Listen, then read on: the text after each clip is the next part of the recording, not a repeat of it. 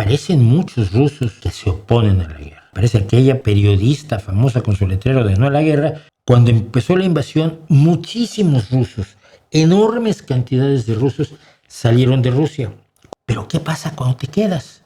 Que te callas. Porque si tú realmente estás en contra de Putin, no te va a ir bien. Hay una cuestión que me pareció interesante, porque lo vimos al principio de la segunda invasión rusa, en 2022.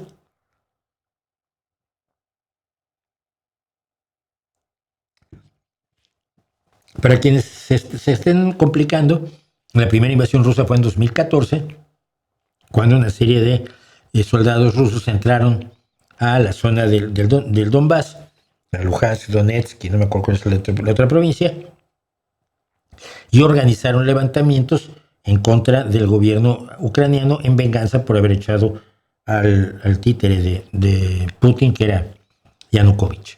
Y, por supuesto, la invasión de Crimea. La invasión de Crimea que en los tratados de 1991 y 1994 Rusia había reconocido como territorio ucraniano. Y Estados Unidos y el Reino Unido prometieron defender esas fronteras a cambio de que Ucrania entregara sus armas nucleares. Ucrania se ha arrepentido muchísimo de haber entregado sus armas nucleares, pero bueno, no estamos en eso. Cuando Rusia emprende la segunda invasión en febrero de 2022, aparecen muchos rusos que se oponen a la guerra. Aparece aquella periodista famosa con su letrero de no a la guerra, que acabó viviendo, mal no recuerdo, en Finlandia.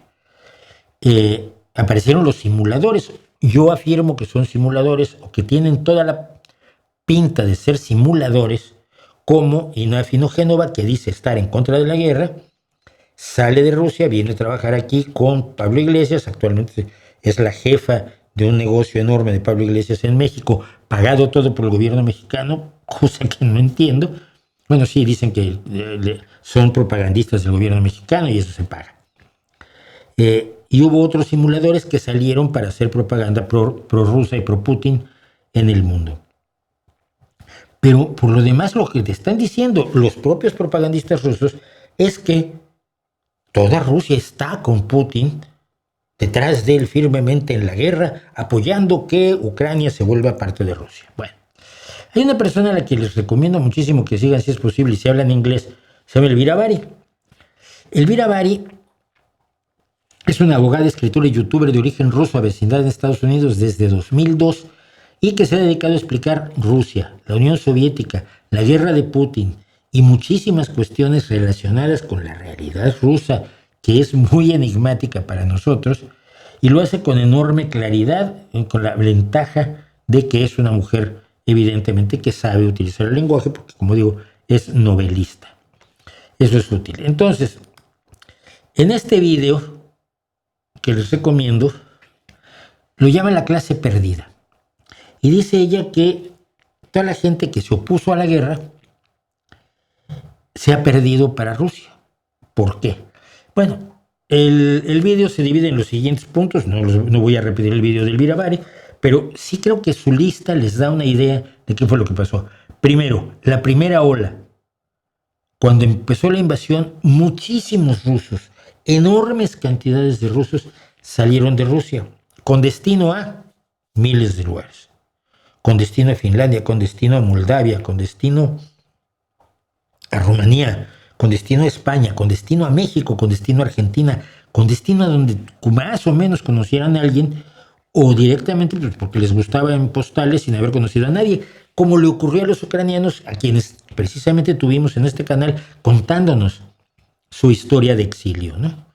Y a muchos de estos ucranianos con los que hablamos en este canal, en la serie de Su Propia Voz, nos decían que ellos tienen amigos rusos aquí, en esta pequeña ciudad, pero que esos amigos rusos no van a querer hablar conmigo.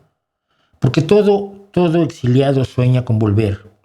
Los refugiados españoles que yo conocí ya muy mayores, imagínate, habían huido en el 39, estábamos en el 75 cuando murió la bestia, el sapo Iscariote, que le decía a León Felipe.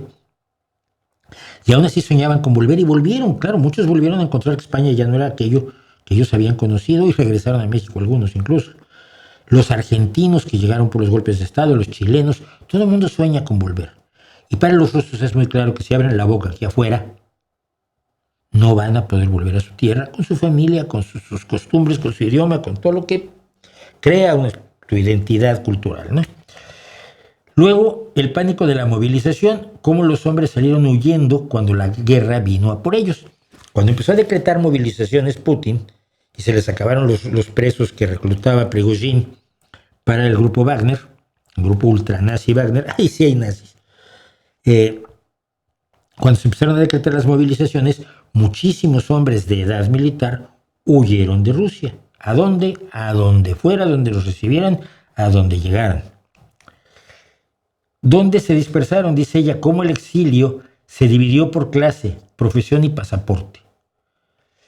Los que no pudieron irse, ¿por qué escapar nunca? ¿Por qué el escape nunca estuvo disponible para todos? Pero ¿qué pasa cuando te quedas? Que te callas. Porque si tú realmente estás en contra de Putin, no te va a ir bien. Que es lo que pasa con Nina Afinogenova, que dice que está en contra de la guerra, pero va a visitar Rusia, va a Moscú y ve a su familia y se toma fotos junto al río Moscova y no tiene ningún miedo de que la FSB la vaya a detener porque es parte de la FSB, o así lo parece y me lo parece a mí. Digamos que es una opinión. La disminución de la vida como la libertad muchas veces comienza con un estatus perdido. Y esto lo vimos con los ucranianos. Estas mujeres que decían, ¿tú qué hacías? No, yo era educadora de niños con problemas psicológicos. Ay, ¿qué hiciste cuando llegaste aquí? Limpiar casas. Y tu marido, si mi marido, los tenemos, pues, tienen ustedes las entrevistas aquí, y tu marido, no, mi marido era psicólogo. Ah, ¿y ahora qué hace? Bueno, está haciendo un curso de electricidad para ser electricista. No se les convalidan. Muchas veces vinieron sin los documentos. Es difícil convalidar algunas carreras. Entonces, esa reducción en la calidad de vida la menciona también Elvira Bari respecto de los refugiados rusos. El costo familiar, cómo la guerra rompió familias lejos de Rusia. Y finalmente, la nueva diáspora, ¿en qué se puede convertir esta nación de exiliados?